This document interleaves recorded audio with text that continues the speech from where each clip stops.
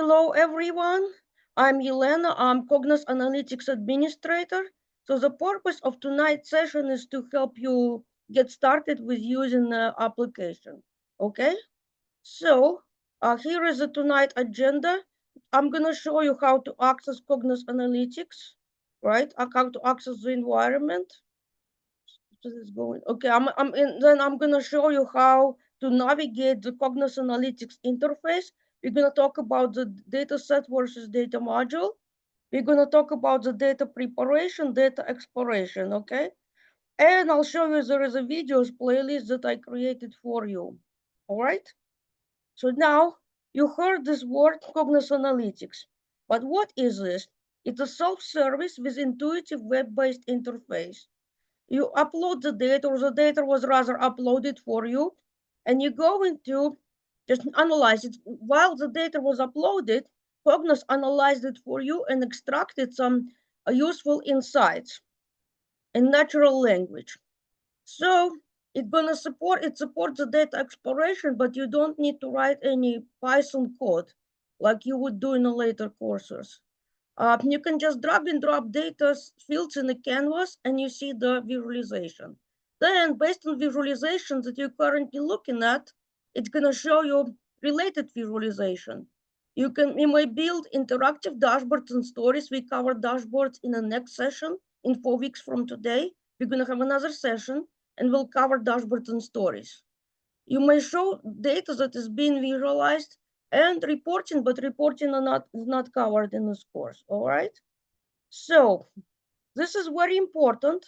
Please do not change your password. The reason it's said this way is because if you're reporting some issue on your account, and if I need to log in as you, or TA, Oscar needs to log in as you, then we need to be able to log into your account. And unfortunately, if you lose your password, it would not let me reset it. So please just keep the password at ease, right? So that we can log in to troubleshoot. But don't worry, your classmate is not going to be able to access your account because you need to be logged into your Leo learning environment as you to access, right? Please make sure that you're not doing your assignment when you're at work, because some employers are blocking. You cannot use the employer VPN. Avoid using browser back button because you might use your work. And remember this, you cannot undo the deletion. If you delete the file, that's it, it's gone permanently. Unlike on your PC you have recycle bin, right? Here there is no recycle bin. If it's deleted, it's gone. Then there is a dependency between files. So suppose you have the data set and you use that data set as a source to create your data exploration. If you delete the data set, your data exploration will become permanently invalid. Even if you upload the data with the same name, still you cannot fix it. So please, all right? And I'm gonna remind you. Then please try to use a personal laptop and a home network. Always save your work. Start working on assignments early and close all open files. I'll show you how to see what you have open. Anything that is open, you need to close before you log out, right? And also, when you exit, do not exit by closing the browser tab. I will show you, you need to log out when you exit. If you close the browser tab, your session continues running, and you may have difficulties when you attempt to log in again, all right? If it happens, then you will have to wait for half an hour before you can log in again. So please be careful. Now, how do you access Cognos Analytics? You're gonna go to your classroom. Here is your classroom, right? And you're gonna go to the content. In the classroom, you're gonna click, well, I'm looking at session 984, it does not matter. Any session is gonna be the same. You go to the content, right? Then in the left panel, you're gonna see this little menu. You scroll down and you're gonna see where it says virtual lab environment. And here is virtual lab access. And you're gonna see the Cognos Analytics shortcut, right? It's gonna take a while to load.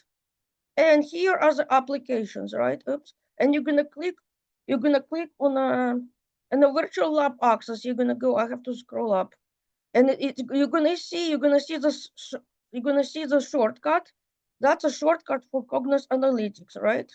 Down down there. Is that to scroll? Okay, here it is. You're gonna click on this shortcut, right?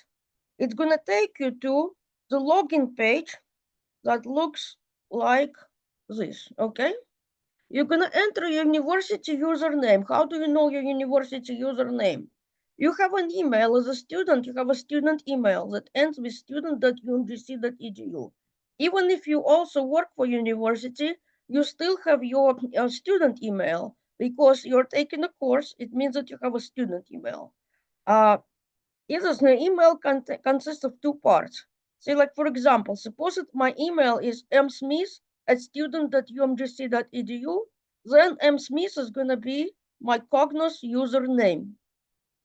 What is password? Password is welcome, but what I did was I took the word welcome, I capitalized only the first letter. Then the password must contain a number. The easiest way to do that was to replace the first letter E with number 3, because if you look at your keyboard, number 3 is right above letter E, all right? Then the password must contain a special character. Well, the easiest way to do it was to put the exclamation at the end. So that's a password, all right? So this is how to access. And what's gonna happen once you access? Once you access, it's gonna take you to the welcome page that looks like this. And let me go, this is my welcome page, right? And I'm using the demo account, and this demo account that I'm using has the same permissions as your student account. So this is welcome page. And in here, you're gonna see your name, right? Your account, when your account was configured, I entered your name. So for me, it's gonna say something like, welcome, Yelena. Then you have this little guy assistant that I'll show you later how to use. Here you can click on this arrow and you can learn some tutorials on Cognos. But keep in mind that the menus that you see is going to be different than the menus that they show, because I only turned on the capabilities that we use for this course, right? So what do you have here? This can be accessed from the home page, or you can also access it from this menu, right? That's a content page. Oh, the password. Okay, I'm gonna put it in the chat. Okay, I'm gonna put the password in the chat. Okay, I'm just gonna put.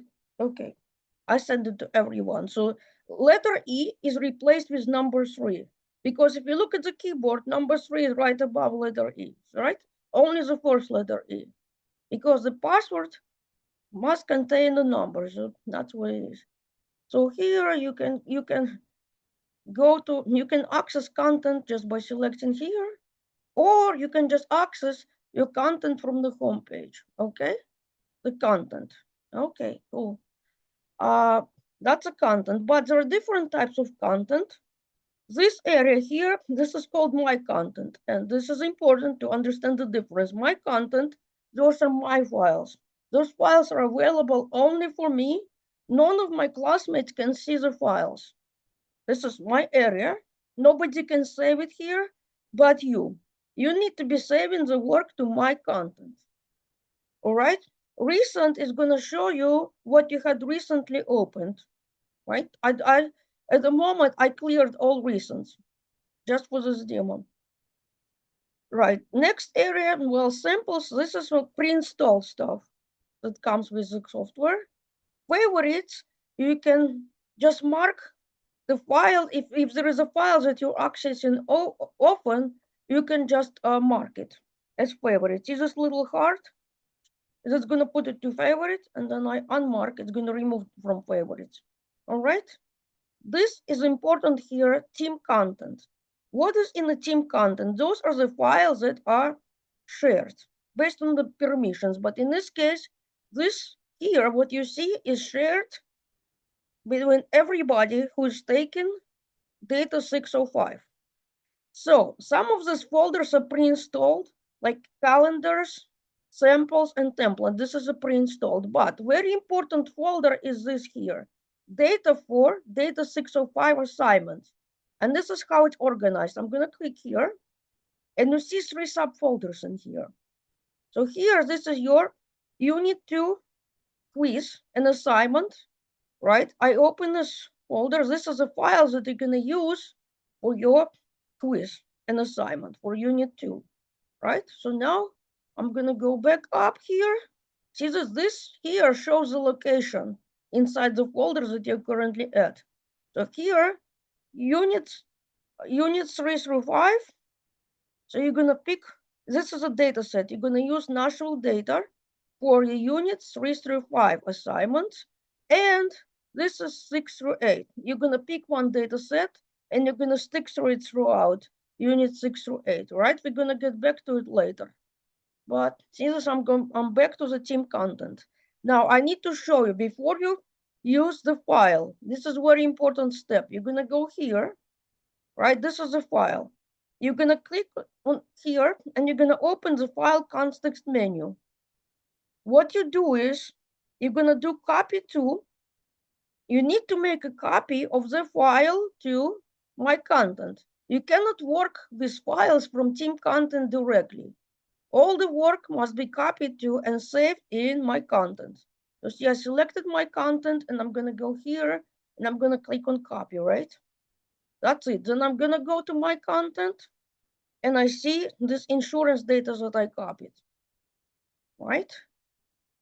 So next thing is that I posted, there is a file that we're going to use tonight for the demonstration, claims and weather data that tracks customer insurance information, the vehicles that the customer drives, the insurance policy that customer has, and we use it to predict the total claim amount. So here, over here is the walkthrough data. If you want to follow along as you watch the recording, you can. You would just need to make a copy of this data to your content, right? But I already have a copy in my content. I don't need to do it. But I just showed for you, all right? Another thing that you can do here, when you're gonna have a lot of files in here, you may filter, right? Like for example, I want to see only the dashboards, or I want to see only the folders. I want to see something that must be today, right? So I can do that. See, you can filter it. Or you can filter by keyword. Suppose that you have 100 files, right? Just an example. And you remember what you saved your file. You can search for it here. You can also sort your files, right? You've got the sortings and you can go between list view and the tile view. This is going to be your preference, all right? And you could refresh. But what's interesting is that when I change my setting here, right? Let's suppose that I change to the list view. Then when I go and click the content here, when I access it this way, it's supposed to save, right? Not sure why it didn't, but it's supposed to save. Or if I change the sorting, right? If I change like descending, see this, I sorted descending, then when I go to the home page, it's supposed to save it. So not sure why it's not synchronized, but it did supposed to save it, trust me. Okay? Anyways, there we go. I have 2 files. I'm going to toggle back. I like this view. Okay, so now let's go back to the slides. I showed you the welcome page, right? I showed you the open menu. Did I show you that?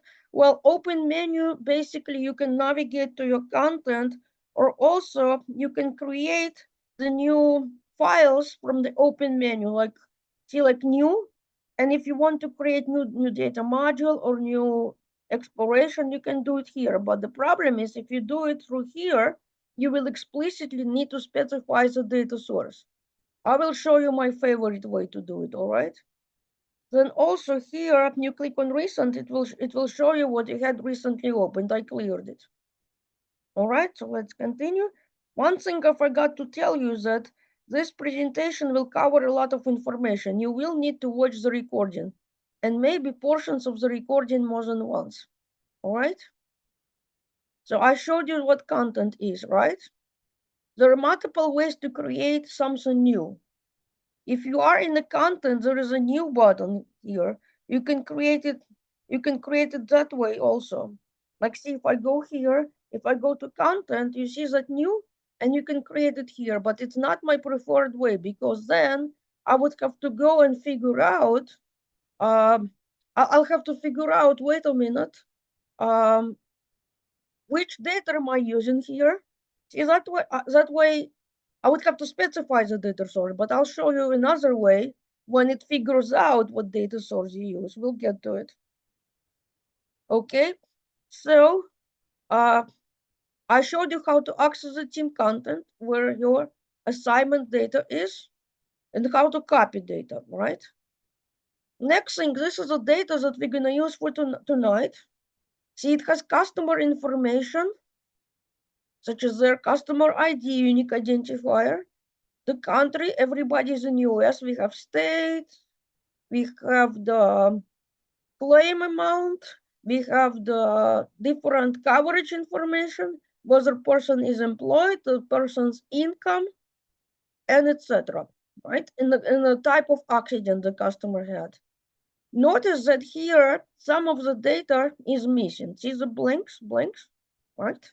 This will be important topic, missing values, how we handle them. Missing values could affect our analysis. We need to handle them, right? And we'll talk about it. And you see some records have missing values, right? Next thing is that data set and data module. Both can be used as a source for your visualization. For your, see, I like this view better from home view. All right, so for your first assignment, you are asked to work straight from dataset. You're gonna be using this insurance file. You're gonna click here and you're gonna do create exploration. You're gonna go straight from the file for the first assignment, right? But there are reasons why I don't show it this way when I do presentations. Well, because if you use just the data set, there is no way to just open the data and preview the whole data set, right? You cannot, what the data set is basically is a Microsoft Excel or CSV file that was uploaded straight.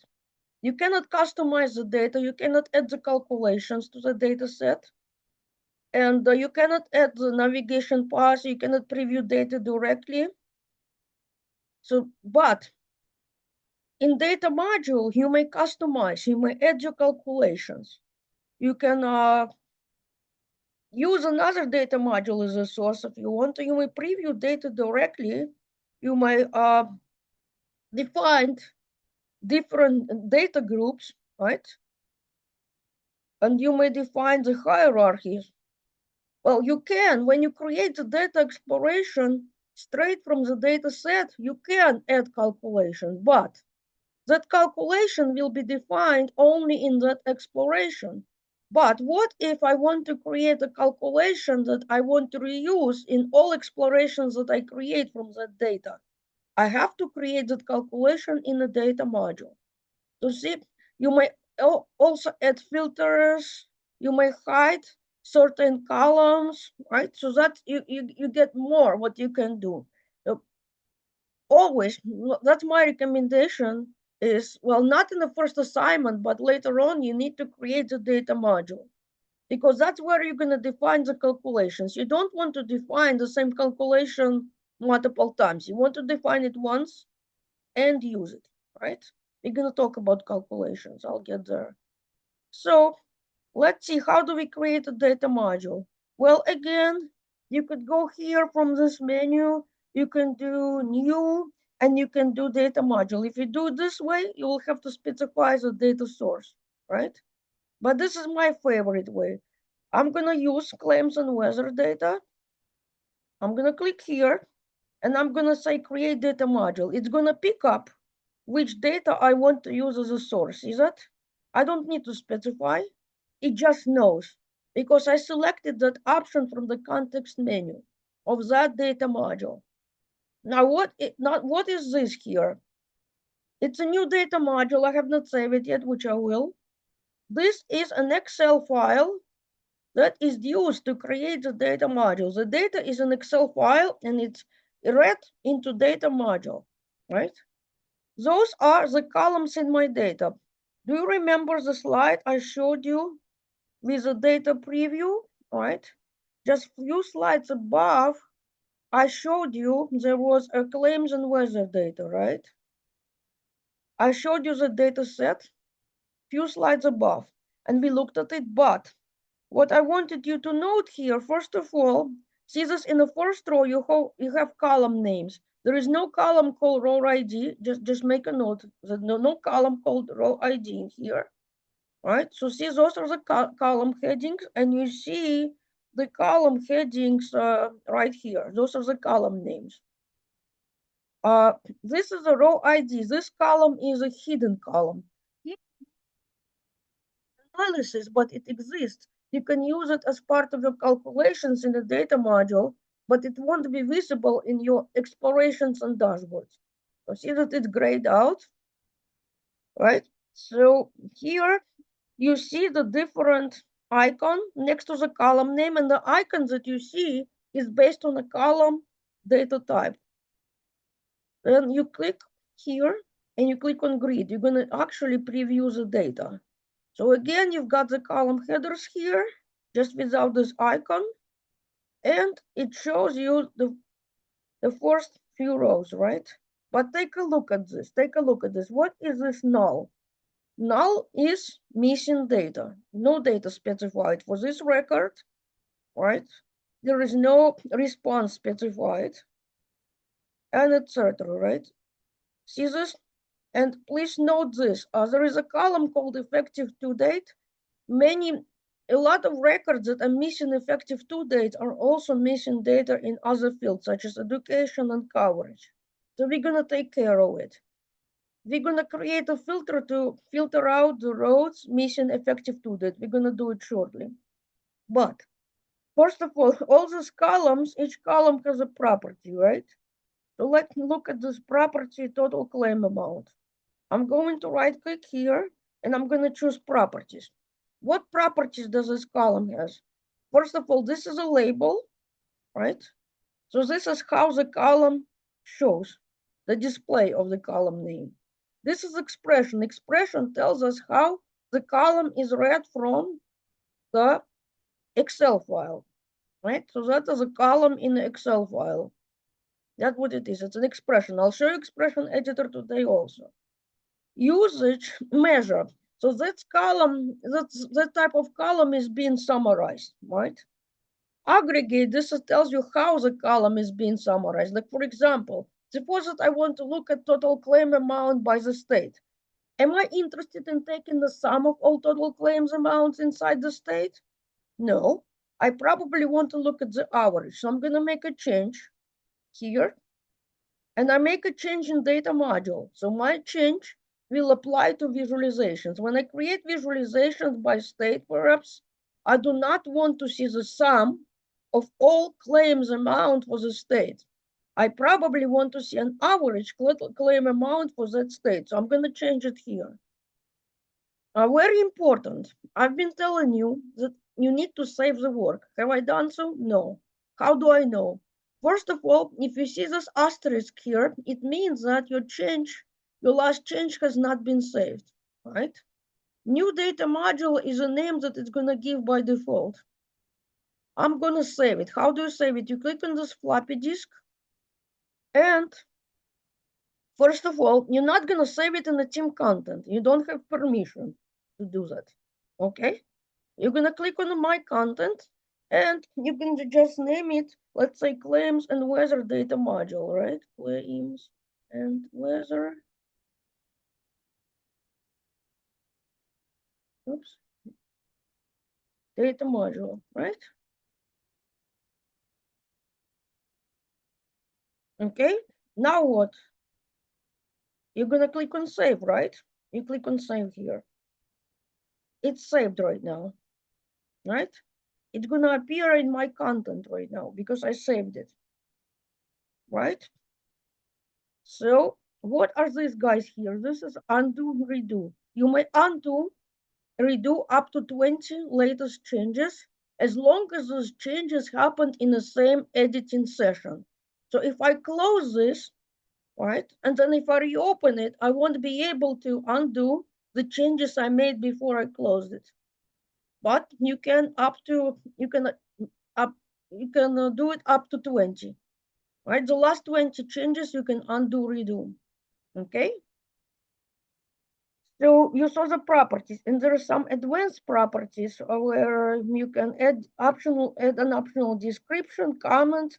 Screen tips is what you see when you hover over the column in visualizations. You can do that, but no worries about that. So let's close this.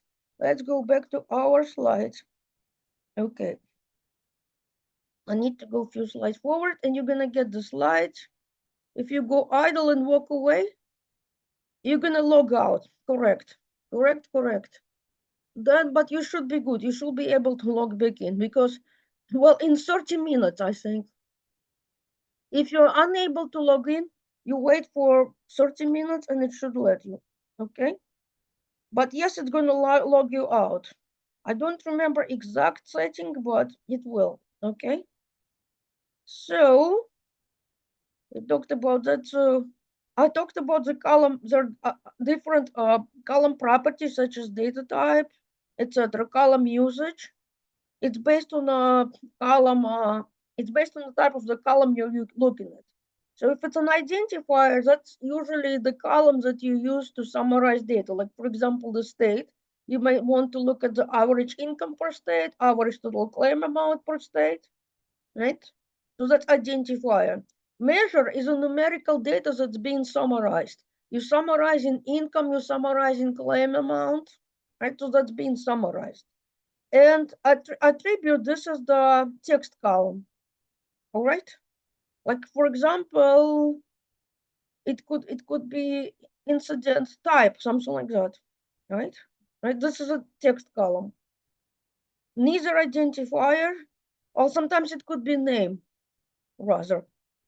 Name, because names are not used for summaries, right? So just understand this difference here. State is probably going to be identifier because you can use state for grouping. You can summarize data by state, but you're not going to summarize data by a person's name, right? So those are the properties. I will talk about the data preparation. Data preparation involves adding filters, hiding certain columns from the user view. You may edit column properties like I just showed you. You may handle missing values, but to handle missing values, you may filter rows that have missing values, but here you need to be careful because you might lose important data. You might do the imputation. For instance, well, that's not the right way to do it. It's not correct to replace it with an average, but I'll just show you for the sake of example. But what you could do, like for example, suppose that income is missing. Some customers have more than one record. You could check if you were going to do it programmatically, you could check if the customer with missing income has another record and try to use the income there, something like that, right? You can, if the column has a lot of missing values, most of the values are missing, you could hide that column, or you can treat the missing value as a separate value. It's a claim type. In one of the videos, I show you how to treat the missing value for claim type as other. So if it's missing, it's going to replace it with other. You're going to need to watch the video, right? Handling outliers, adding calculations, data groups, navigation paths, etc. So just remember this. For some visualizations, Cognos will prepare data, but it does not prepare data for decision tree for the spiral model analysis that we're going to use in this course. You better do the data pre-processing yourself. For the first assignment, no, there is no data pre-processing there, but when you get to Nashville data, there will be. All right. So how do you hide the column? Let's see, this one is hidden right now. I can unhide it, right? I just right click, see this one is show to users. Here, this is a hide from users, right? So why would you want to hide? Sometimes you have columns like social security number that you don't want people to see, but HR might need it for some processing. You don't want to delete it, but you want to hide it from users. You're gonna use the data module. All right. So far, so good, hopefully. Adding filters. A filter specifies the condition that must be met for the row to stay in the data, right? To define the filter, you're going to build an expression, and I'll show you. I like to use expression editor. There are different types of filters. You may define it at the table level, so the expression involves multiple columns, or you can filter it by single column. You may also define multiple filters in the same data module, and there are two types of filters. Embedded filter, it will be applied right away. As soon as you define it, the rows that don't meet the filter condition will be filtered out. There is a selectable filter that you define, but the rows that don't meet the condition will not be filtered out right away. You may use that filter as needed. You define it in one place. Then when you create visualizations, you may choose to apply selectable filter. So it does not apply right away selectable. You applied it to visualizations as you need. So the data module will look unfiltered. For embedded filters, the data module will look filters. We're going to create the embedded filter right now. And that embedded filter is going to filter the rows with missing effective to date. How do we do it? Let's do it. So I'm going to click here. This is my data module. I mean, my data that was used to create data module. And I'm going to select here manage filters. I'm going to select this one, manage filters, right? So in here, in this panel, instead of selecting a column, I'm going to do wire expression editor. Well, I like to use expression editor. Okay. Now we're going to click on add a filter. This opens the expression editor. What is this? Well, here I have my columns, right? The columns in the data here. If I created calculated columns, they would appear here as well. Here I see my available operators that you may use, right? So let's say I want to say effective to date is not missing. So I'm going to go here. I'm going to find this effective to date. I'm going to drag and drop it into expression. And let's find the operator. I can do it this way. I can find the operator, and the operator should be is not missing, right? So, and if you don't see it, you can also search for it, right? So I'm just going to drag and drop here, is not missing. Very important. Even though it's a simple expression, always, always, always validate. Validate is going to make sure that this checkbox is clear here is green before you save. Do not save invalid expression because it's going to make your data module invalid and it's going to cause the problems. If you cannot fix the issue, then just close it out and take some time to think about the syntax, right? Here is a filter name. I'm just going to say it effective to date is not missing, right? So, and now when I need to save it. I need to apply the filter, right? So I'm going to click on here. That's an okay, right? So now all rows that have a missing effective to date are going to be filtered out, right? See, there is no more missing effective to date because what did I do? I filtered it out. I applied the embedded filter.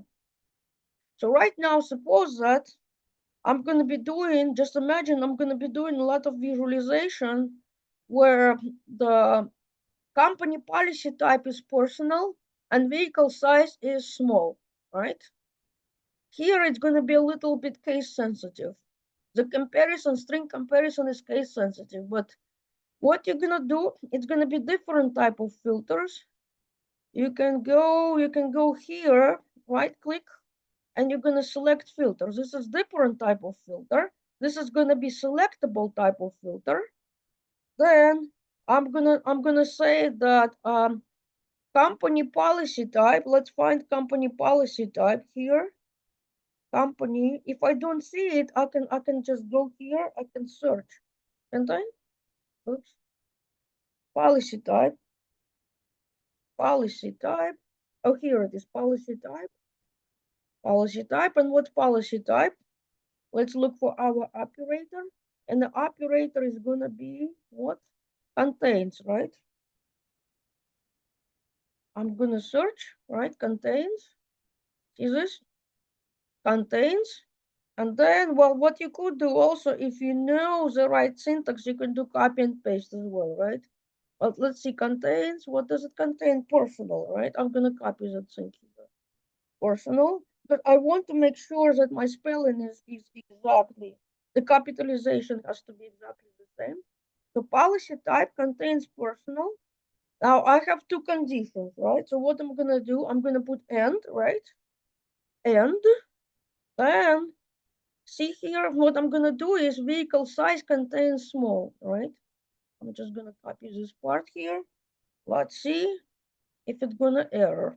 Hopefully not, but it's gonna error. Do you know why it's gonna error? Because of the code. It might error. Let's see. Here, let me see this. Let's validate. Oops, it's valid.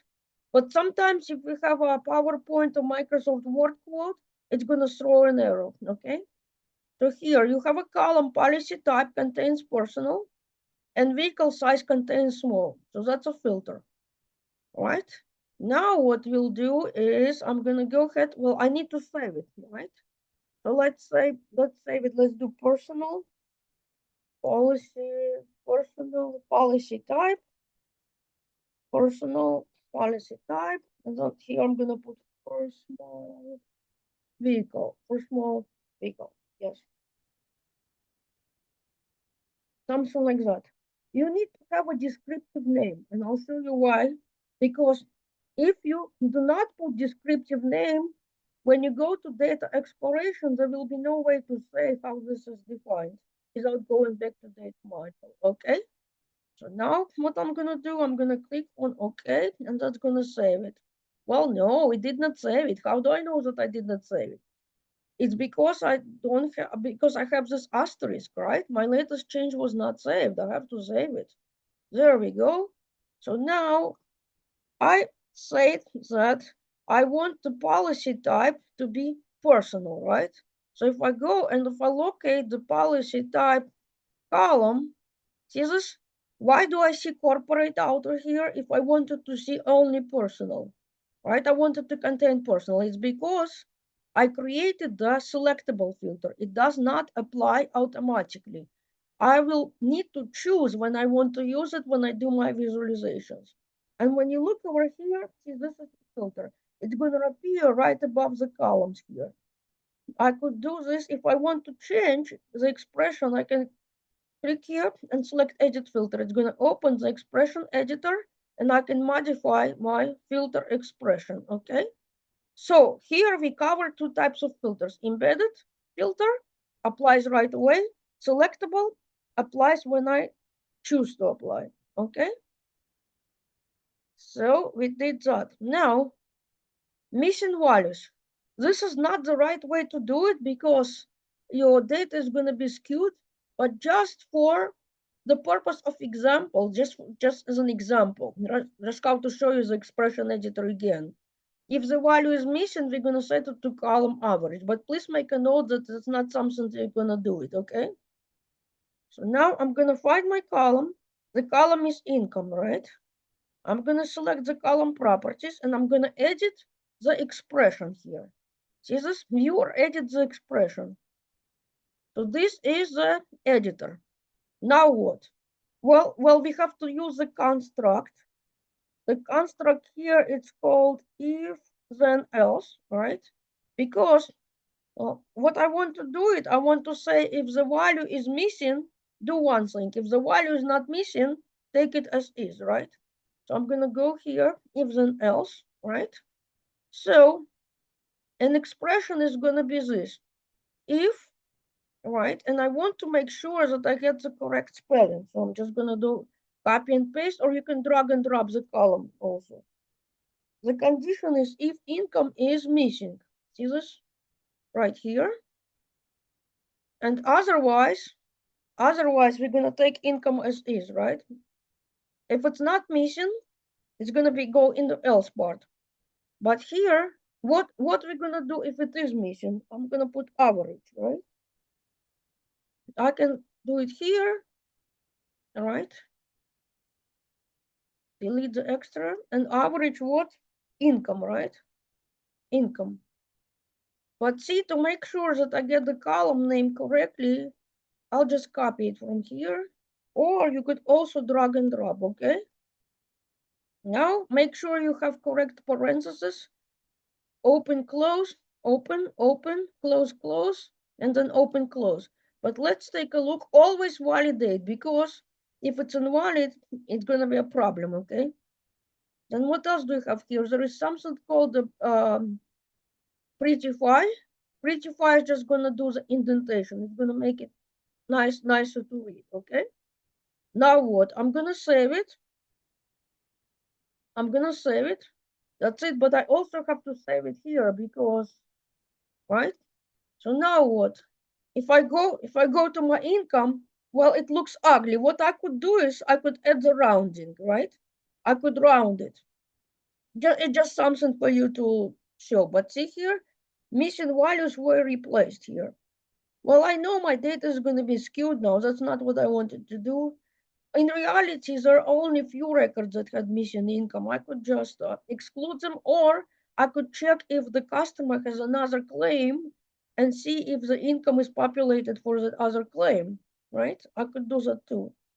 Well, if I was writing the code, not in the software, but if I was doing it programmatically, I could just look that up and fill it, okay? Or if that customer had multiple claims, I could pick the latest income if it was available. I'm just giving you something, I'm giving you ideas that you can add in your write-up, right? If you could do this, you would have done that. So, okay. So now let's go back to the slides. I showed you the income, right? Calculations. What is a calculation? It's just a calculated column. Okay, let's look at the example here. I have the monthly premium, do I? And I want to create another column that is called annual premium. So this is my monthly premium. I'm just gonna click here and I'm gonna do create calculation here. I don't like to use this. I like to use the editor. Okay. So now I'm gonna say here, I'm gonna name it as annual premium order, and it's gonna be monthly premium order multiplied by 12. I know it's simple, but always get into a habit of validation, okay? Because even if you forget to do it on something simple, you're gonna forget to do it on something not simple, okay? Okay, annual premium order. Now what I'm gonna do, and you know, there are a lot of functions for calculations. If I was going over everything right now, you will be here until tomorrow morning. So I find maybe it's better to create more videos. It will be helpful. But let's click on OK for right now. What did it do? It added the column to the front. Since annual premium, it's going to be monthly premium multiplied by 12. There we go, right? So that's a calculation. And then if I wanted to change it, right, I can edit. Well, see here, edit calculation. And I can also create another calculation that is using this calculation. Or I can edit calculation. It's going to open this editor and you just make a change. Any calculations that I create in data module will be available in all dashboards and all explorations that I create from this data module. Okay? Now, so that's a calculation. And there are a lot of functions. I like to use the calculation editor. I don't like to do the other way. But again, you know, it's you. You do what works for you. I do, I show you the best ways that works for me. All right? Then we're gonna do explorations. But if you create the calculation in data exploration, that calculation will not be available in a new data exploration. See what I'm saying? So you don't want to define the same thing multiple times. Use data module for that. This is just the steps that I did to create calculation. I'm gonna give you these notes, all right? There are two types of calculations. What I just did, I created the embedded calculation. Embedded calculation means that I added a column here, and there is a value for each row in the column. That's called embedded calculation. Standalone is going to be just a single value. Like, for example, for some reason, perhaps I want to store the average income as a standalone, right? So what you can do, you click here and select calculation, see?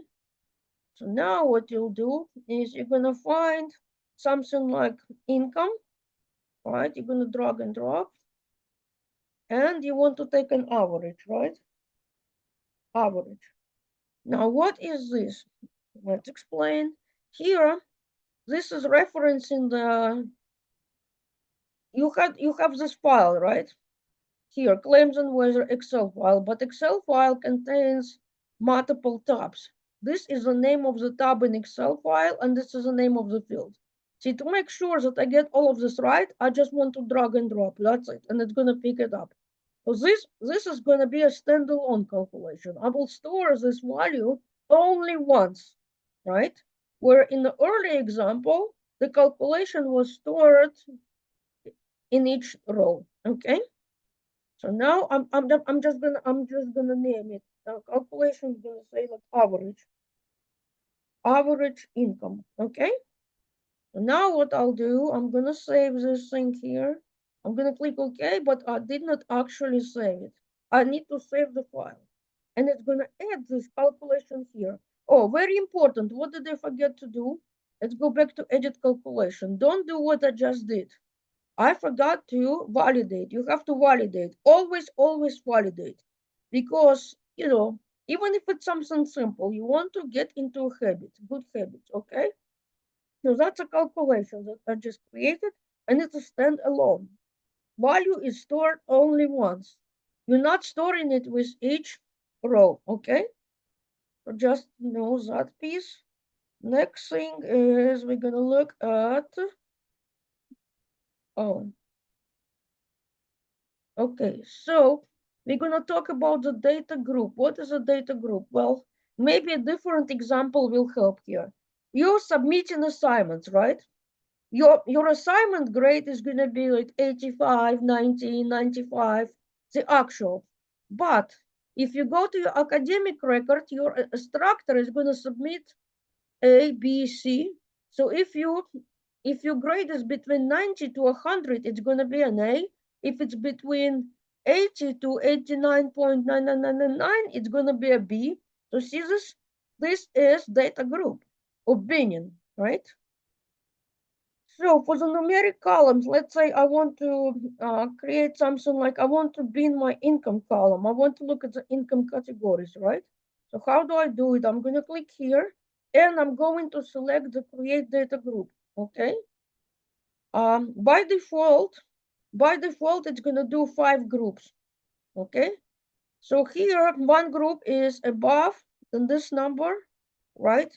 Then here is between these two numbers, it's a range, okay? So this is going to be income group. In the slides, I'm using different column as an example, but the process is the same. See this? So here, if I have an income, suppose that I have somebody who makes $200,000, they're gonna fall into this range, which is this one is what 79,985 and above, right? So here it is, and this is less than 19,997. So if somebody has no income, that's the range they're gonna fall into, right? Lower than this. So see by default, but if you want to, you can change the number of groups, and you can also change the boundaries between groups. I'll leave it as is, okay? So what I'm gonna go here, I'm gonna create it, right? And if you look at it, so that's original income, but it's gonna add the column to the front. See this? This is a category that you see here, right? If you wanted to, you could sort it to see different values, right? So that's a sorting, sort ascending, sort descending, etc. Right? You can play around with this. It takes a while. Oh, see this? It's sorted it. different value. You can sort it just to see different values. Now I want to undo the sorting, but I don't want to delete my calculations. Oops, did I accidentally delete my calculation? I'm going to redo. That's it, right? It's back. Undo, redo. Now I'm going to save this. It works a little bit different when you do the calculation for the categorical column. So I want to perhaps, let's say, oh, see, this is also neat. If I click here, see this, I can see my values here. It was a categorical column with the text values. So now I'm gonna do the policy. Suppose that I want to do policy. I want to group a corporate L1, L2, L3, L4 into the single group, right? So let's do this. Let's click here and I'm gonna do create a data group. And let's say I want to do, let's do policy group. But see this, unlike with numerical columns, you do not have the groups defined. Here are the values that the column has. I'm gonna create a new group here and I'm gonna call it corporate, okay? Corporate. Now I need to add values to my group. How do I do it? I just select these guys here, shift key, use the shift key to select multiple, and then I'm gonna click on this arrow, see? Done. I'm gonna add another group and I'm gonna call it personal, right? Personal, there we go. And then to add values to personal, okay, shift, I use the shift key to select multiple. And I'm gonna create another group and I'm gonna call it special, okay? There we go. And I'm gonna do this. I'm gonna select it here and I'm gonna click on this arrow. That's it. I'm done with grouping all my data. Now what I'm gonna do, I need to click create. I did create and it's gonna add to what it's gonna do here. It's gonna add this column, see? I have income group and I have a policy group. Save, right? Save, always save. So we did that. We talked about the data groups. All right. So when you analyze the data, it's going to be your choice which calculation you create. Well, you'll need to read the requirements. There is one more thing is here. A lot of data is hierarchical, okay? Let me give you examples that you might be more familiar with. Your grade, right? Suppose that I want to get the average grade for assignment 1, right? Then I want to drill down and get the average grade for assignment 1 by the course session. There are several data 605 sessions. So I'm drilling down into hierarchy. See? You can create the navigation path. So the columns, some columns may have like logical relationship. For example, you can look at the data by years and you go to look by months within that year, then by date, etc., right? But here, what we're going to do is we're going to look at state and we're going to look at the area location code. We're going to look at the location code inside the state. Location code is urban and suburban, right? So what you're going to do here, and this will be very useful when we create visualizations. But right now, I'm just creating a hierarchy. Okay, so, and I want to use the state, oops. And inside that state, I want to look at the, it's a location code, right? Location code. So I will be able to drill through the data. You look at the state and you can look at location code inside the state, okay? And by default, it's just gonna use these column names to name this, to name the navigation path, right? So that's a hierarchy that we're gonna use for visualizations. I click OK, I'm going to save. I believe that will be it for data modules. Let's take a look at it. Yes, so now we're gonna do everybody's favorite part, create the data exploration, right? Well, the thing is that you're gonna use this data module as a source to create the data exploration, but if you have to come back to this data module and make any changes or add anything, you will have to close the data exploration, okay? So how do you know? See here, if you click on the arrow here, it's going to show you files that you have open. And before you log out, you will need to close it. Or now I want to close my data module because I want to start working on my data exploration. What is data exploration? Well, it contains the set of cards. Each card is a visualization, right? It's not something that we're going to present to your manager. It does not. It has very limited properties. The properties are very limited or none. But it's something that you're going to use to learn about your data, okay? So here I'm going to use a data module in this case. Click here, and I'm going to say create exploration. Of course, if I wanted to, I could use a new menu, but then I would have to figure out which data I'm using, right? So I want to keep my life simple. I just select create exploration, okay? All right, now here, what do I see? Starting point. Starting points, it Cognos believes that those are the columns that I might be interested in predicting. In my case, I know that I want to look at the total claim amount. And in the data that you have, I try to add some hints, okay? I try to add some hints. So I'm going to click this. I'm selecting the target. This is also called the target, right? So I'm going to look at the total claim amount. What do I see here? Each column, so the columns are represented as pins, right? Those are the predictors. And at the center, this is a column that I'm predicting, which is total claim amount. Do you see these connections here?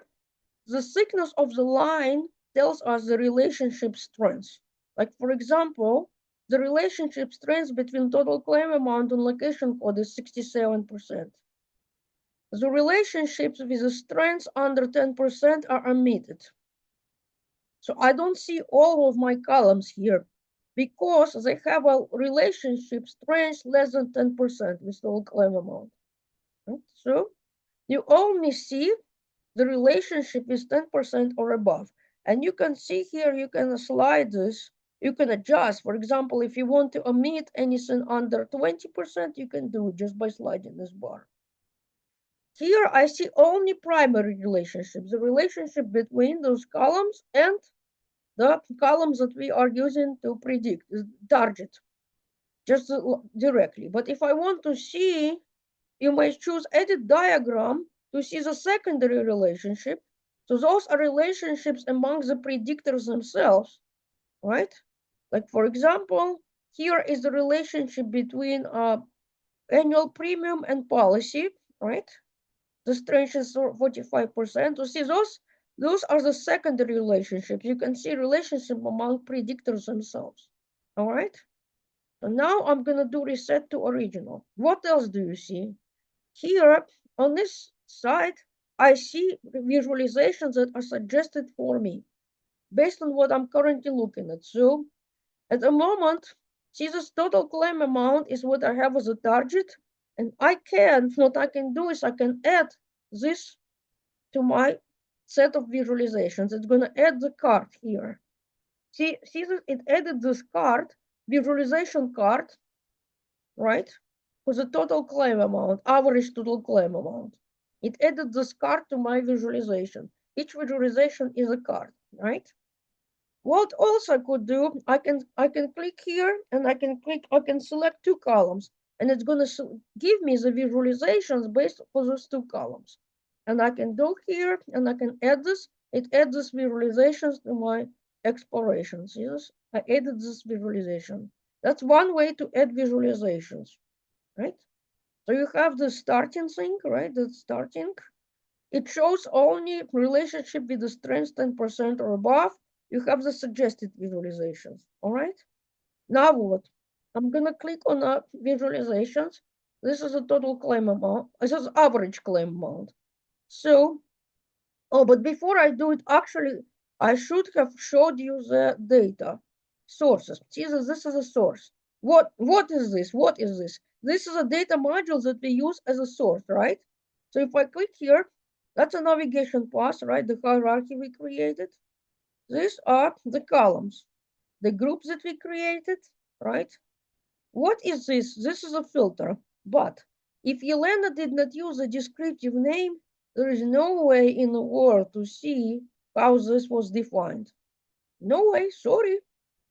I would have to do, what would I have to do? I would have to go back to my data module to see the definition. So that's why I recommend to use the descriptive names, right? So this is the data.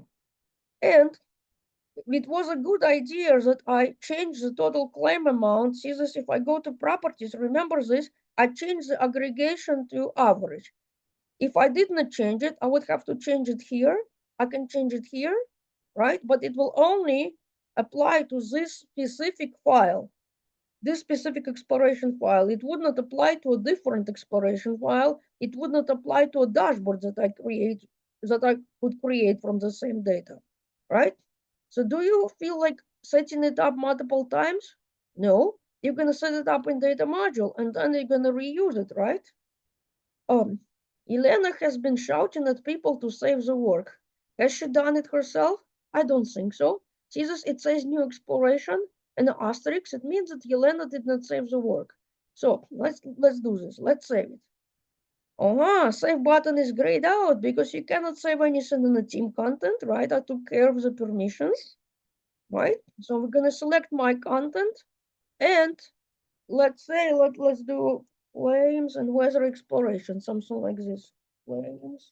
Oh, Jesus, it remembers that I typed before. Okay, it's under my content and I'm going to click on save. So now we are safe, we're good, right? We are good. Okay, when you change, maybe when you add the calculations in here, it will not apply to the data module. No, no, no, no. It will not, that's the thing, it will not. Because if there is a calculation that you want to use everywhere in all explorations, all dashboards, you need to define it in data module. If you define it in data module, you're gonna see it here. If you define it here, you're not gonna see it in the data module. Okay? Please, please, please remember that part. Okay? Now what? See, this is a visualization. It just shows it's a summary visualization. Here it just shows the average total claim amount. Okay, cool. Yes, this is important. This is excellent question and very important topic, right? So here it just showing it's a summary visualization type. See, this shows the visualization type.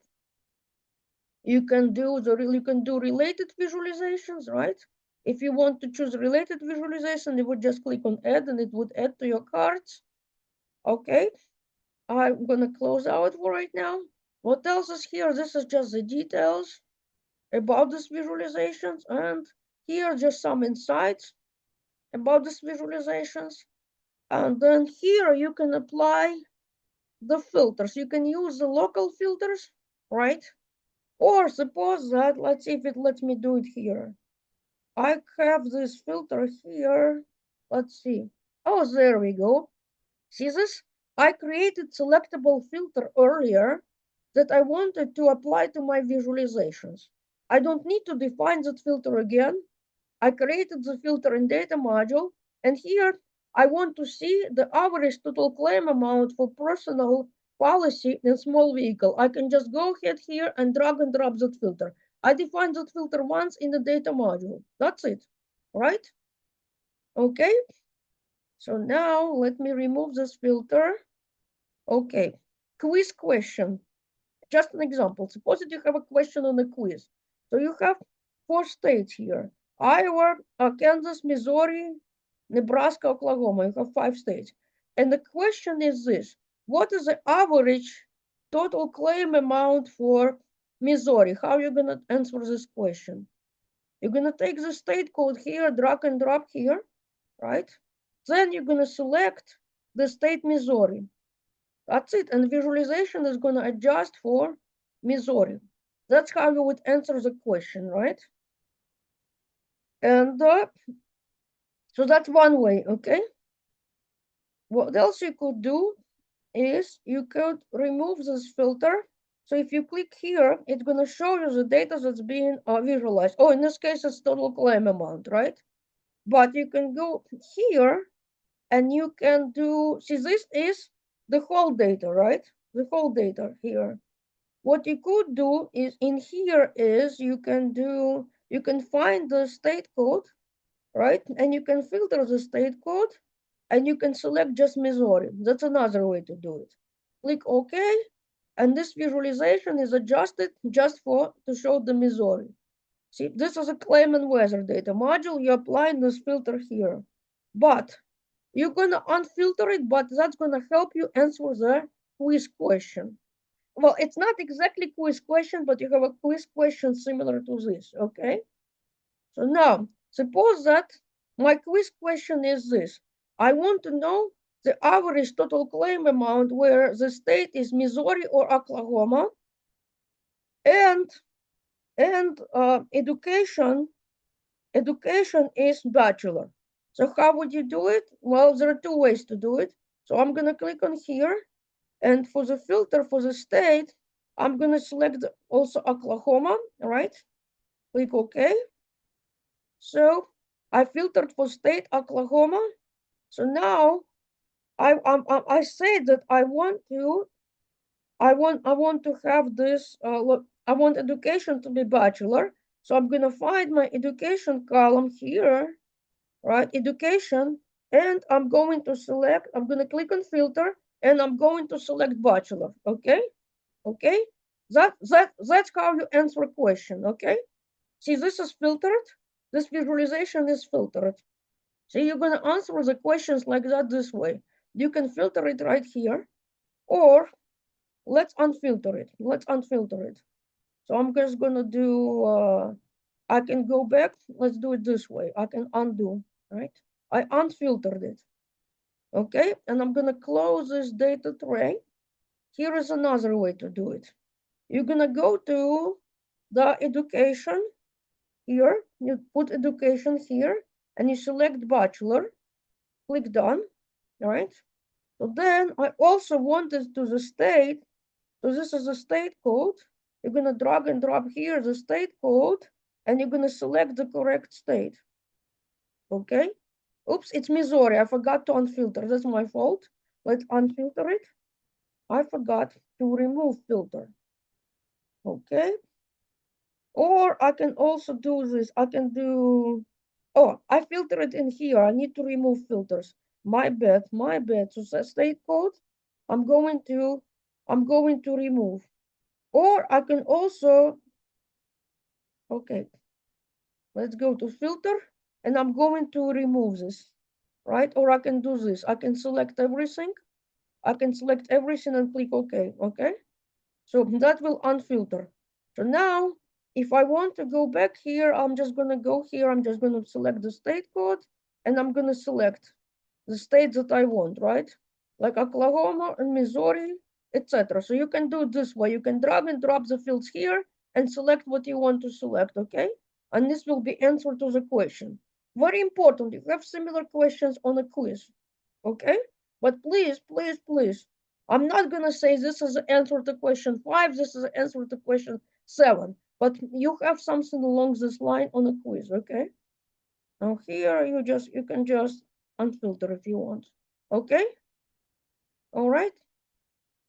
Oh, what do you mean? How do you show the functions on the top right? Oh, okay, okay, got you. It's in here. So when you have the visualizations, right? So this is my visualizations. You see the fields here, the fields, right? And you see the details. Another thing important is that see this slot, if the slot has an asterisk, it means that you must specify something to see this visualization, right? And I can just remove the filter. Remove, right? I want to unfilter it. That still won't let me remove here. Refresh. Oops. I want to unfilter it, right? Well, okay. If I go to properties, I think, yes, it should let me clear the filter. I think it's cleared because what I did was I selected everything. So that clears it. State code secretly, I selected all state codes. Okay. So now what you can do, oh, and see this, if you want to change at any time, see this, those are the filter properties, right? Okay. So now what we're gonna do, see this when I go back to the explorations, those are the explorations that I have, right? I have different explorations here. I will show you a different way to add visualization here. And at the same time, we're gonna look at the drivers. So I want to add visualizations. How do I add visualization? I'm gonna click on create, I'm gonna add the card here, and I'm going to choose type this time. And I'm gonna go to the analysis section here. Okay, scroll down, analysis, and I'm gonna do the spiral. Okay, this is spiral. Now what? This is a target, right? See this? It's asterisk. It means that I must specify something. And I want to look at the total claim amount, right? So I'm gonna just drag and drop in here, total claim amount, and let's minimize this data train. So what is this? This shows us the drivers of the total claim amount. There is a one driver, it's a combination of one column. Two drivers, it's a combination of two columns, right? That drive the total claim amount. This is a combination of more than two columns. If you uncheck it, this is very important here. Please make a note here which driver has the highest predictive strength. Each pin here represents a driver. The closer the driver to the center, the higher is the predictive strength. So here, location code is 38% predictive strength, right? The drivers with less than 10% will be omitted. So that one is a location code, right?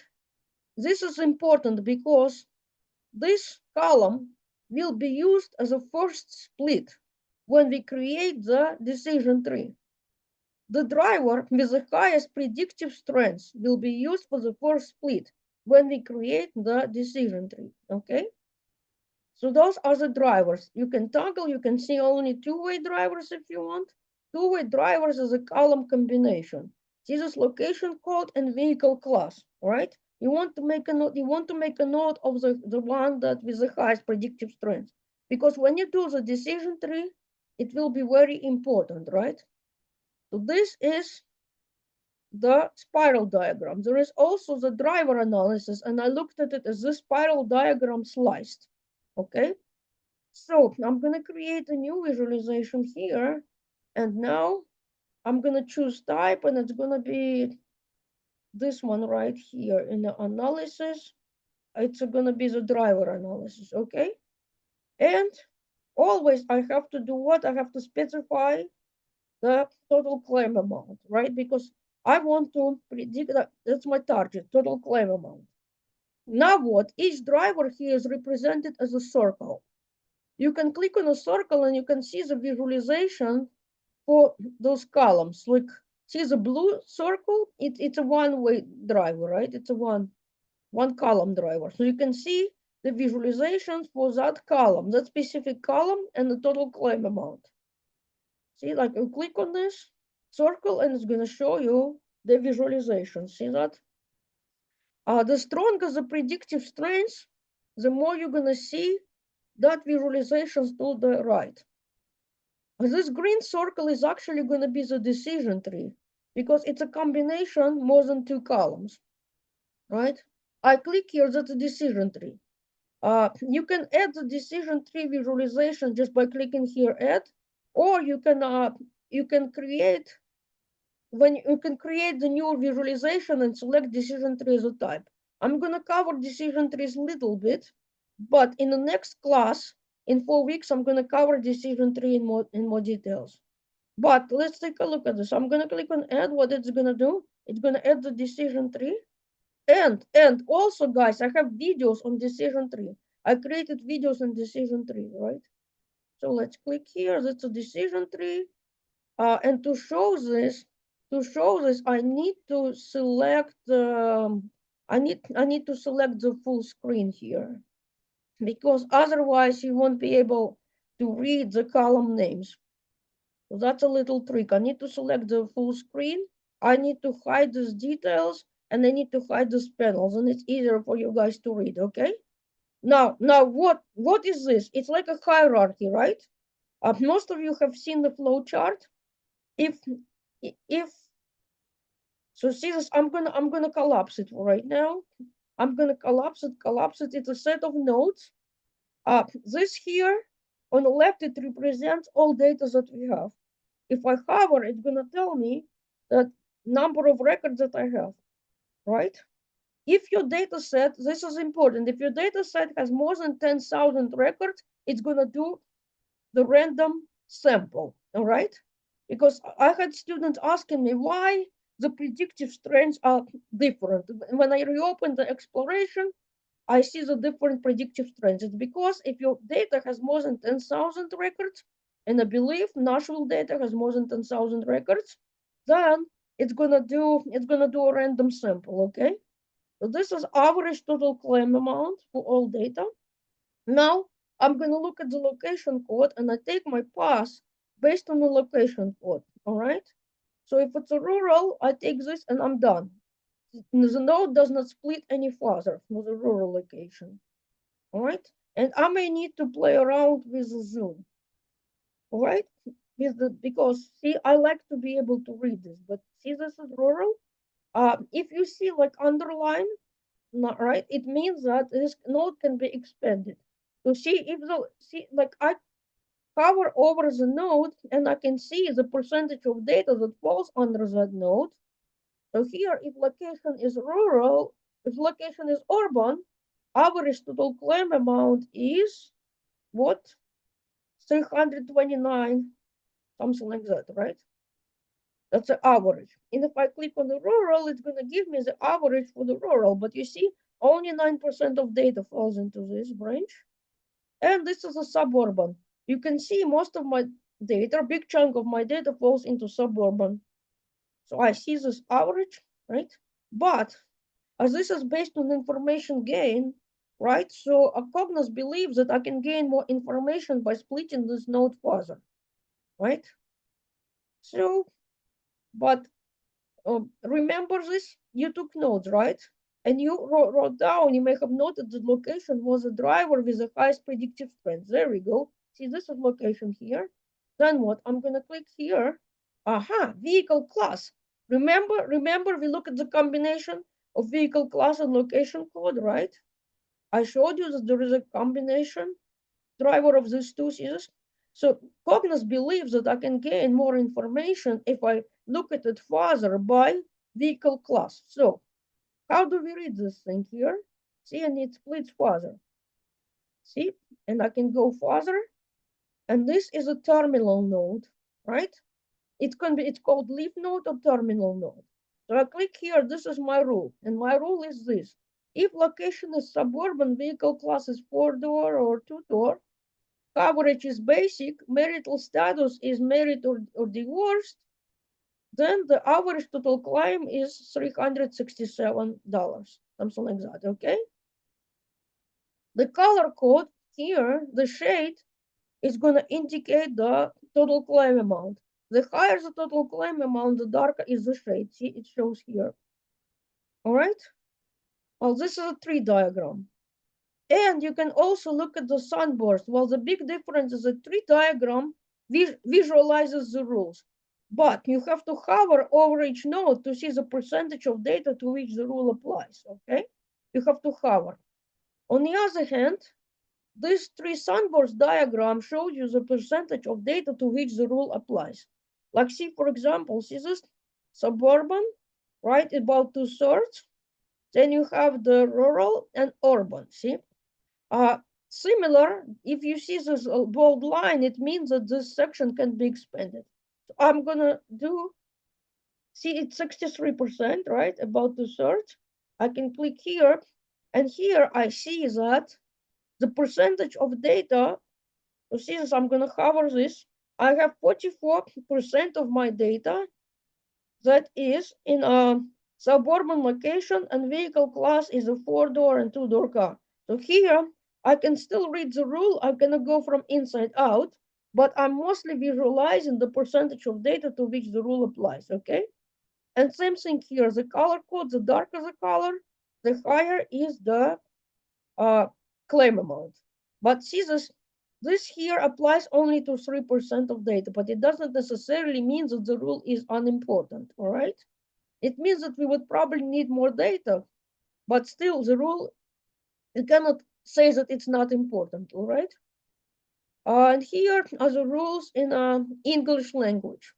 You can read this in English language. Like, for example, if location code is suburban and the vehicle class is SUV or sport car, coverage is premium, this is an estimated average claim amount.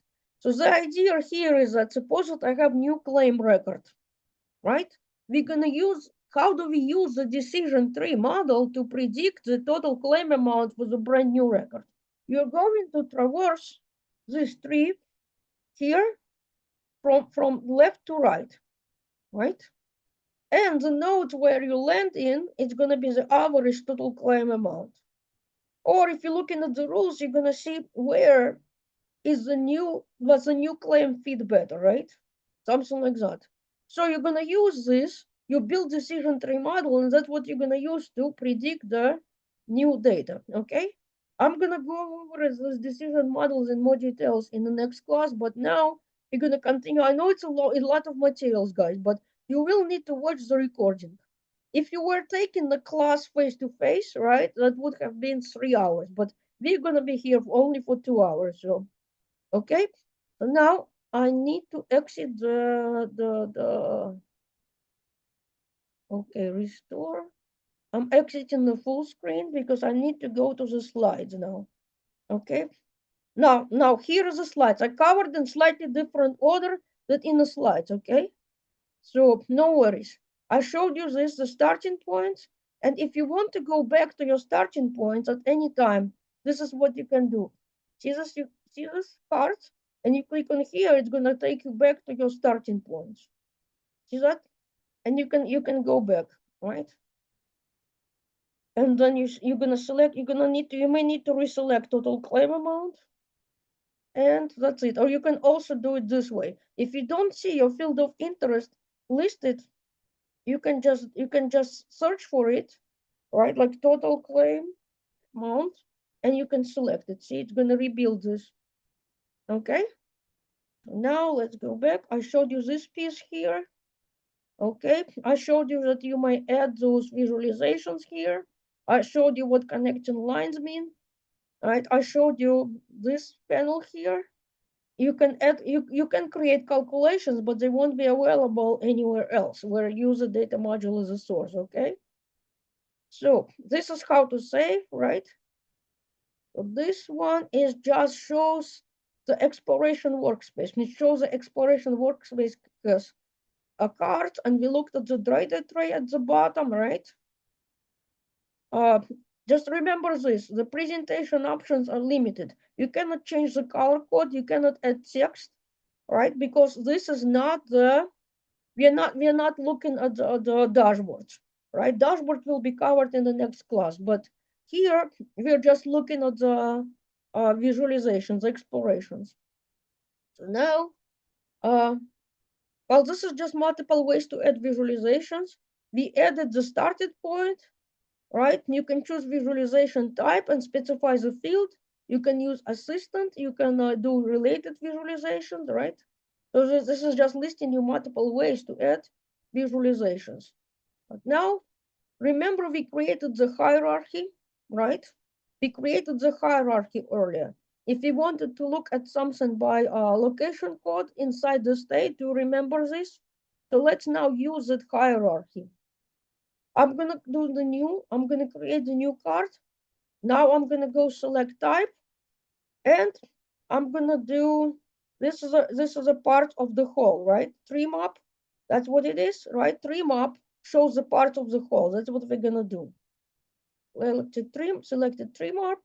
Now what? I need to go to the fields, and what is the hierarchy? Hierarchy is gonna be this here, state, right? Area hierarchy is a state, and the size I want to show the number of customers. So how can I do this? Oh, well, I have a customer ID, right? But here you need to be a little bit careful. What are we showing? The number of customers or the number of claims? Let's take a quick look how the data is being summarized. because a customer may have multiple claims. So let's look at the summarize. In here, it's doing count distinct. So in this case, it's going to show the number of customers. It's not going to show the number of claims. It will show the number of customers. This is because we select the count distinct. So here, it's showing the number of customers in each state. Right now we are state. And if I click here, this is data that's being summarized. I see the state. And what else do I see? I see the number of customers in this state. Now suppose that I want to drill down the Missouri. So I right click on this, right? And there should be an option to drill down. I'm gonna go drill down. What is this? The state is set to Missouri, but I'm gonna show the number of customers in the rural location, number of suburban and urban in Missouri, in the state of Missouri, okay? So here it's a breakdown. I drill down and I can create more than two levels, right? Like for example, another example would probably be good by you're looking at something by year, then you're gonna look at it by months, you're gonna look at it by day, by hour within a day, something like that, right? Some data is hierarchical in nature, but sometimes you can come up by hierarchy. For instance, you can look at it by country, you can look at it by state, right? Etc. So that's what I'm doing here. But if I want to go back, I can just go back, right? Well, navigate, and then I'm gonna go back to the state. Okay, it goes back, it returns to state. So this is a hierarchy. Okay, I created the hierarchy and I use my hierarchy. Okay. Oh, when I select one state, it just filtered it, but I want to unfilter it. Look here, and let's unfilter it. Oh, well, very good. Unfilter, and I want to unfilter. I want to show everything, okay? That shows everything. So now that's that specific visualization, okay? Now what? Oh, I showed you the spiral. Okay, remember this, target is what we are predicting. Driver is a predictor. If you have more than 10,000 rows, it's gonna select 10,000. It's gonna do the random sample. So these numbers, percentages could be slightly different when you reopen visualization if your data contains more than 10,000 rows. Okay. We have target, and each pin is the column, right? Remember this? All right. This just shows you that if your data had more than 250 columns, right, then you would probably want to be a little bit selective. See here, if I click here, I can edit scope. And what edit scope does, you can choose which columns are used in visualizations, which columns are used as the predictors, and which columns you don't want to use a predictor. So if it's an asterisk, it means that it's recommended, it's selected. In this case, you have less than 250 columns, so no worries. But if I wanted to exclude something, right, I could just do this, see? I could remove if I wanted to do that, okay? Oh, just know that it's possible to do that, okay?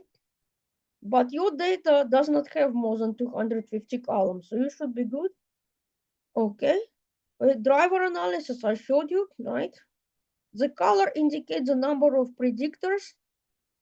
So it's gonna show the key predictors, and the size, it's number of the combinations. The driver closest to the right will have the highest predictor.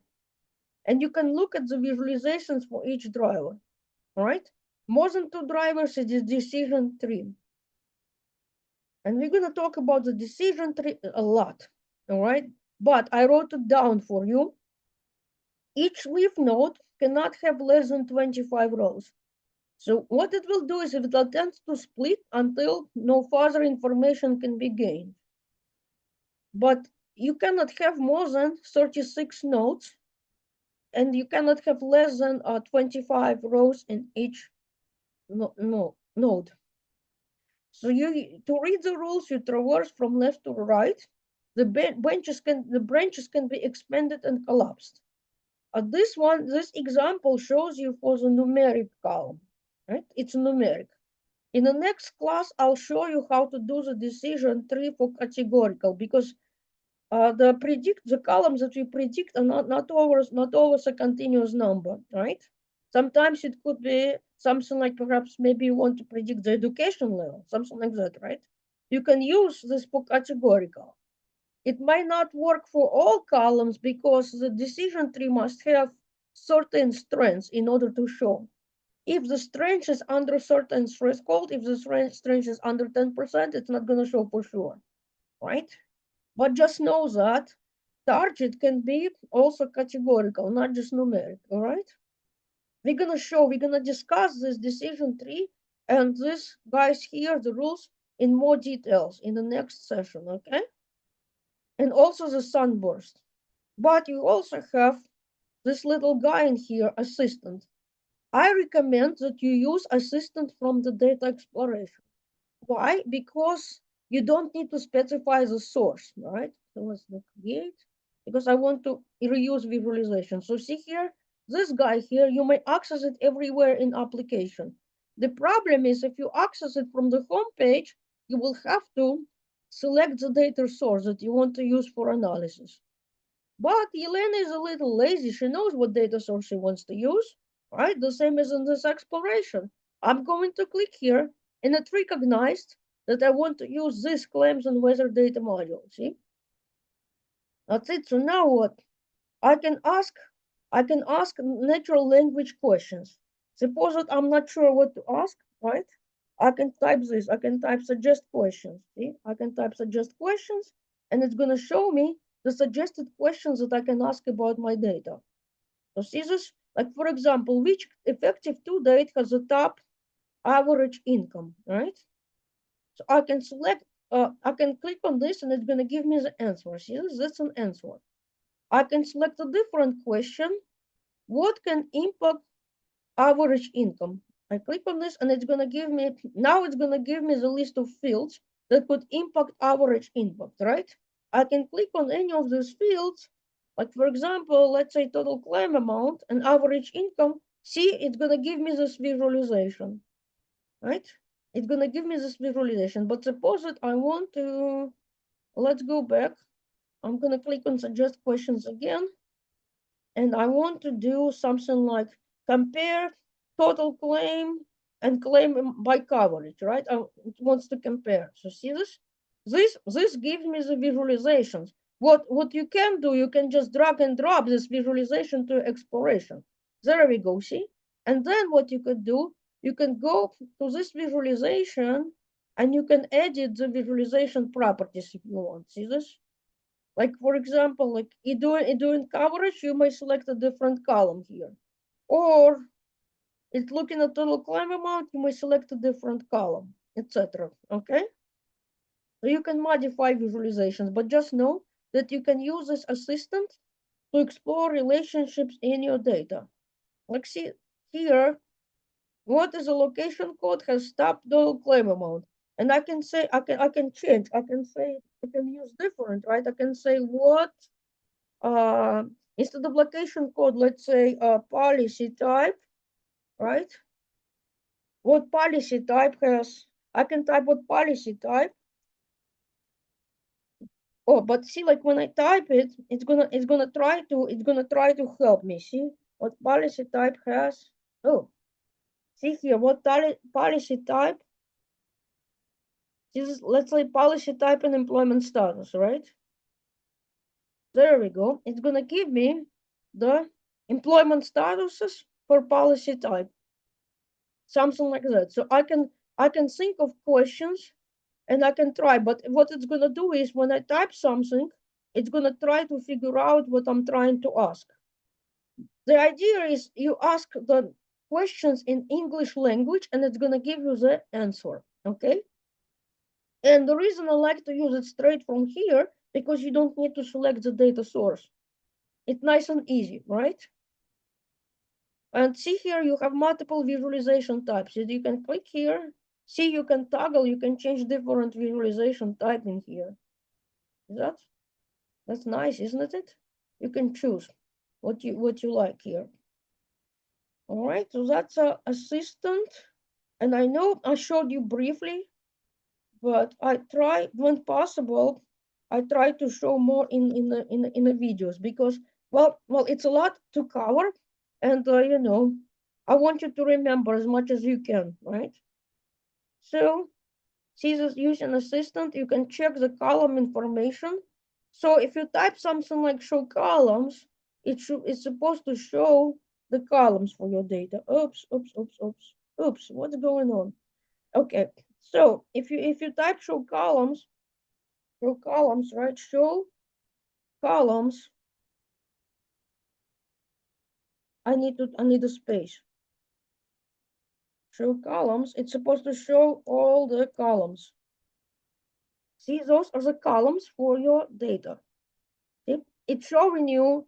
See here, this one we use the Excel file here, right? It's pulling from Excel file total claim amount, and this one is just a calculation, right? So you don't see the file name, you don't see the Excel file name because it's a calculation. It's not in the Excel file. But see, you see those columns. What you could do, also you can click on this. See this, when you click on a column, it's going to give you the column data types. Secretly, behind the scene, this is a command that it's running. See, at any time you can go back and you can rerun this command just by clicking on this. Those are the commands that are being run to display this information, see? And here it just shows you that you can look at more details, see? Those are the interesting fields that you may look at based on the fields that you're looking at right now. See, it tells you here, it's measure, aggregation is a total because I didn't change it, right? Data type is integer, etc. See, so that's an assistant. Huh? What do you mean show functions on the typewriter? I'm sorry, I'm a little bit confused here. Oh, wait a minute. Okay, let me see the screenshot. Oh, I'll have to look at what did you use here? Oh, okay, this is invalid. There is a mistake in a state code. There is an error. You need to go back to your data module or something. Did you create data module? You need to go back and check because there is an error here. There is an error. See this? It shows an error. Oh, wait. See this? Oh, no. Wait a minute. Did you mark it? Did you mark with an X? Did you mark it with an X? Did you? Okay, so this one is a relationship diagram. This is not the visualization. You need to click on the cards. See what you're looking at right now? This is just the relationship diagram. See this? Let me show you what you're looking at. You're looking at this. Okay, you're not gonna see it here. But when you select something like this, you're gonna see it. Okay? You're not gonna see this when you look at the relationships, data relationships. But you will see it when you look at it as a visualization that you edit as a card. Okay, no worries. I like questions, and questions are good because somebody else is gonna have the same question. I'm sure as they're watching, it's gonna be answered for them. Okay, so and this is a relationship, and those are the cards. Okay, I know it's a lot, but how do you learn this? You learn it by clicking through. You learn it by doing. Okay, this is just a suggested thing based on what you selected. Comparison card. What is a comparison card? I want to see the visualization side by side. So I have this, let's see, this is the visualizations that I have. Total claim amount, average total claim amount, and I see by the location. But let's see if the average total claim amount is the same or different by male, whether the person is male or female. Does it have an impact? Okay, so this is a card here. What I'm gonna do is I'm going to add a filter here. So I'll go to source. I can do it here, or I can also go to my filters here, and I can type the column. I believe it's gender, something like that, right? if I see it, there is a column called gender, and if it stores if the person is a male or female. Oh, gender. So I can just type it here and it's gonna find it. Gender. Let's see if it found it. Oops. Well, let's drag and drop. I think it's because of the scrolling. So I put gender, and now I'm gonna select it female. Done. Now what I'm gonna do, I'm gonna make a copy of this card. So if I go back to my card, right, and I am on this card right now, see it's selected. And I'm gonna do something like a duplicate. So I'm making a duplicate. And in here, I'm gonna go to my filters and I'm going to select male, right? So I selected the male.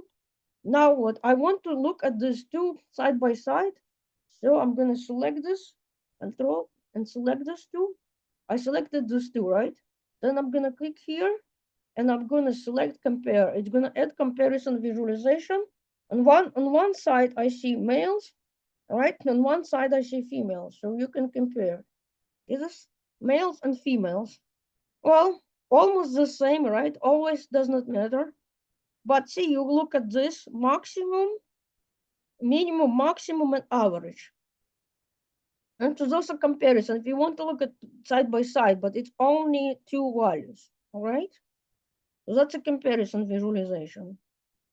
Another thing is that big gift from me, and I keep adding to that. There is a playlist. This is a playlist, and I think your teacher may have posted, may or may not have posted in the classroom. There is a set of videos that I created for you. That's a playlist, and I keep adding. The first video, it's slightly different. The top section is slightly different, but it's the same. Most of it is the same. Most of the ideas are the same. But it was created when we used the previous subversion of the Cognos in this video. But the idea is the same. You still have assistant here. You still have the team content, my content. So just this first one is just an overview of an interface, and I have the introduction to data module. Then I'm showing you.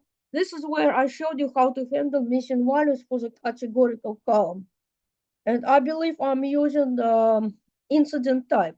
So if accident type is not specified, then it's gonna set the value to other. So just know this, and I'm showing you how to filter and etc. See data groups, how to create an exploration, and I have some videos on the driver analysis. Assistant, I may need to. I will check. I may need to record this again because it's slightly different now. So I've got the decision trees here. I've got a video on how to create histogram. I had several students asking because if you look at it, there is no histogram visualization type. You have to do something extra. And this video shows you how, okay? So there are different things, how to add visualizations, etc. But please do not worry about the dashboard for right now. We're gonna discuss the dashboard in the next class. If you want to, you can watch before the class. It's gonna help you understand it better, right?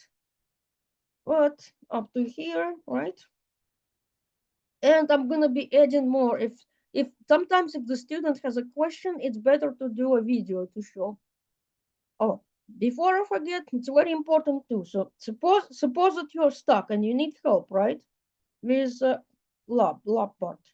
So see here, you're gonna click in here, and see this is just an example, but this is a form that you're gonna fill out. But use this form in the classroom only.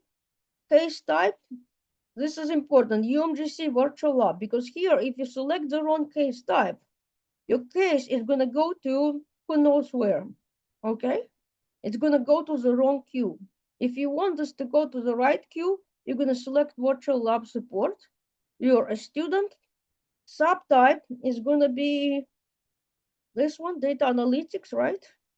Then you're gonna put the subtype detail, right? And well, if you're not sure, you can select other and then Oscar, for me, we're going to select the correct type. So this is graduate program. And of course, you're going to select data 605, right? Then you're going to put your session, just for example, just an example. Then you put the term, and now is the sprint, right? Then you're going to put assignment name, assignment like step, right? You're going to put your UMGC classroom username, and you know your username, hopefully. Right? What machine type you use, your first name, last name. This is an email. You want to put an email that's in a system, all right? And here you need to explain what your issue is. How should I reproduce the issue? I was going to help you, right? What steps should I take to reproduce the issue? And you may attach the files. So if it's an error, please take a screenshot and add the screenshot to here, right? Add a screenshot before you submit. Then you submit the case, okay? When you submit the case, you're gonna get an email with a case number. Save that email, because if your case went to the wrong queue, we can look it up by case number, okay? If you believe that you submitted the case and never heard back, please always give the case numbers, and then we can look it up, because sometimes the wrong case type was selected and the case went to the wrong person, okay? Because if you select the wrong case type, it might take up to 2 business days. And also, do not call the UMGC help desk. Please use this form. You're gonna get assistance faster, because help desk does not know what your homework is, all right? So use this here. This is where you ask for help. I had to point that out because sometimes students call help desk, and help desk, UMGC help desk, it's for overall technical issues. It's not for Cognos analytics. They won't be able to help with Cognos. You want to use correct case type so that it goes directly to me and Oscar, okay? So, oops, and that's, now we open the floor for questions. Any questions you have, guys? Questions? And if you have not tried it yet, after this, please try accessing your account. Okay? And please make sure, okay, well, I forgot to show you, and it's important also. How do you log out? You do not close the browser tab. You're going to select log out here. But before you do that, before you log out, you want to close all the files here. See, close, close. You close everything, and then you're going to select log out from this menu, okay? When you do this, it's going to take you to Cognos login screen. Now what you need to do, oh, this is a machine, right? You logged into machine, you're going to select, you're going to go here, and you're going to select the logout. You're not going to select the disconnect, but you're going to log out, okay? Oh, here, see this, disconnect or logout, and then you're going to select logout. Do not select disconnect, select the logout. If you do the disconnect, you will not be able to get back to Cognos Analytics for half an hour. I believe it's half an hour. Before it was longer, but I asked them to change because, you know. Okay, for this Zoom session, the recording is going to take a little bit of time to process.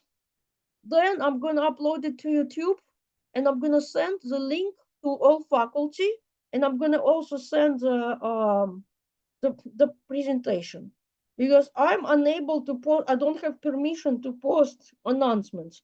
But what I can do is I can send it to the faculty and they will post, because I am read only. I have read only. So I mean, I can go in and read the discussions. I can read the content, but I cannot post announcements. Your instructor will post an announcement. Okay, they will do that. All right. I hope it helps. I hope it makes sense. You're gonna get the slides, because in the slides I have a lot of notes that will help you as you follow along, okay? So I'm gonna try it as soon as I can, but the session is it's gonna take a little bit of time to process, okay? Then the instructor will share it with you. Hopefully it makes sense, right?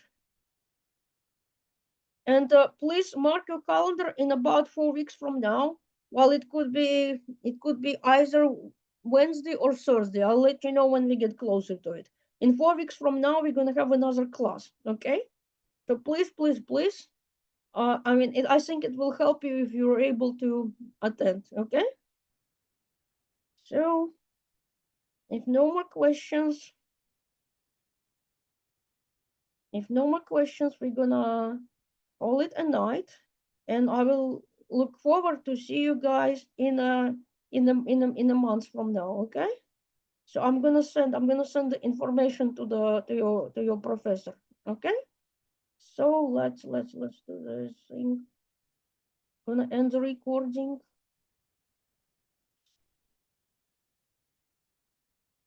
Stop recording.